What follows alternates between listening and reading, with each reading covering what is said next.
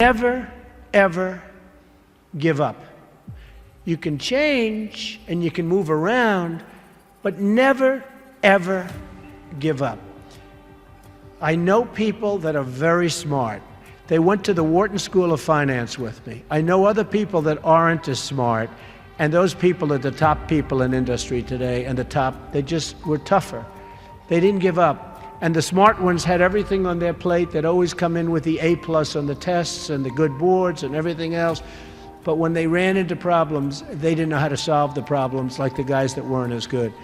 And it's very seldom that you see something other than this happen. So never, ever give up.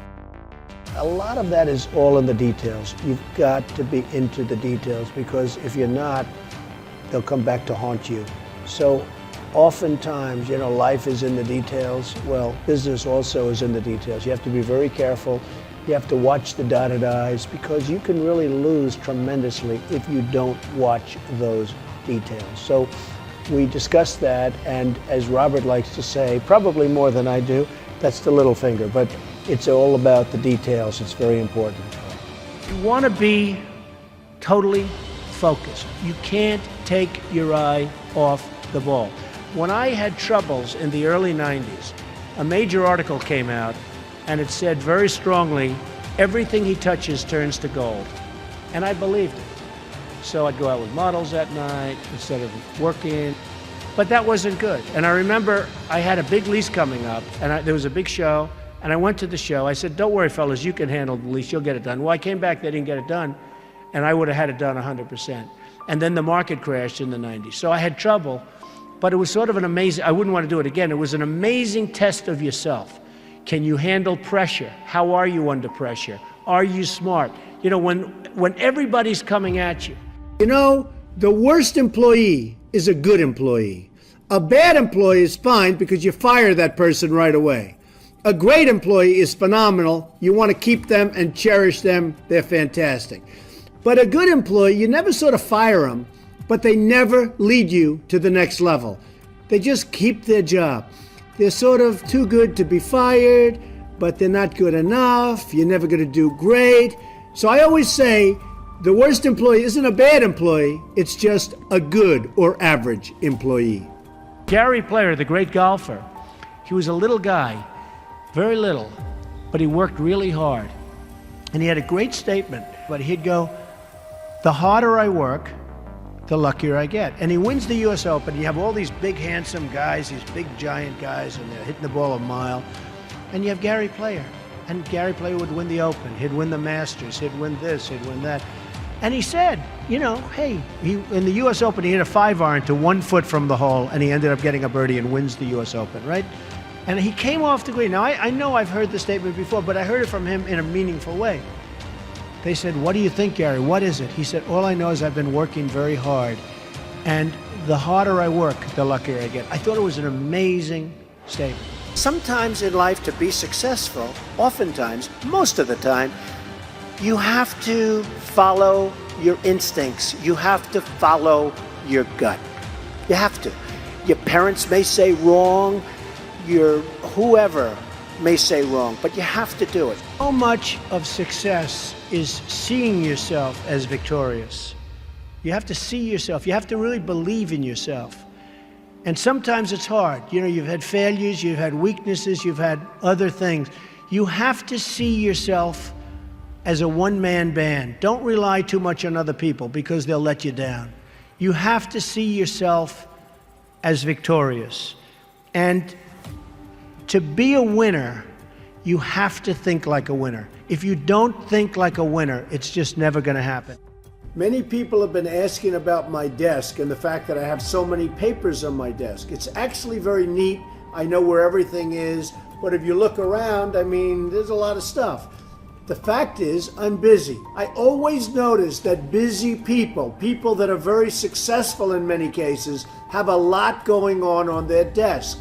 I have papers from deals, I have papers from just about everything. I like to read up on things, I like to study what I'm doing.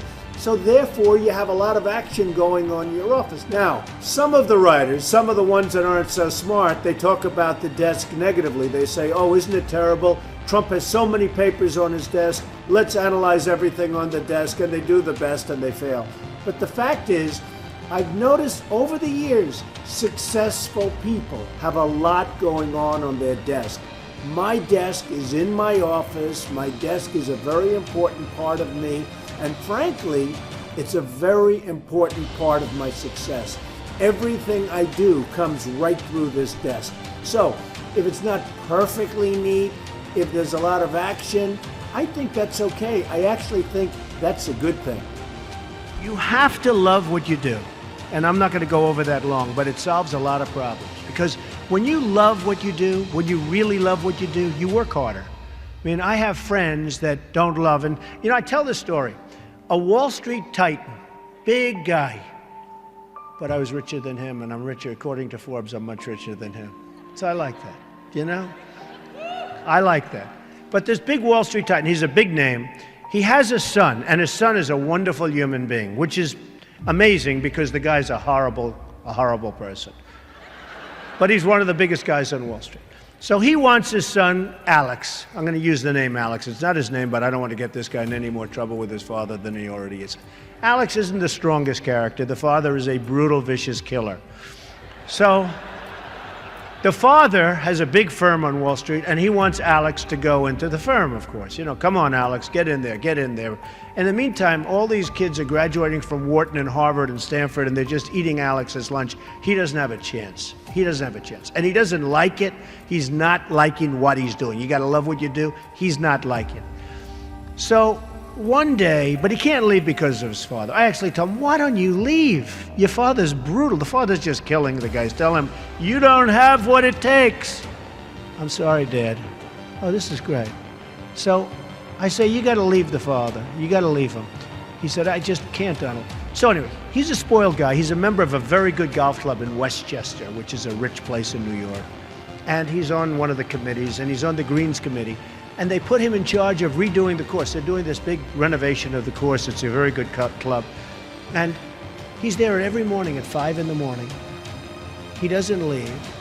He did such an unbelievable job. The contractors respected him. Everybody respected him. So the wife comes up. He's doing so great, Donald. He's so amazing. And they give him an honor. And this is a tough group of people that have this club. They're club members and they're difficult. They gave him an honor. The club came in under budget, faster by 2 months. He did an unbelievable job, and the quality of the work was 10 times what they ever anticipated. So they gave him a medal. I said, Alex, you ought to go and do this for a living. You ought to be a builder, whether it's houses or clubs or golf courses, renovation or this. Oh, my father would go crazy. He'd never let me. So Alex went back to Wall Street, where he was miserable, and a year later he quit. And he started doing renovations of houses and clubs and different things. And he's doing great. So you've got to love what you do.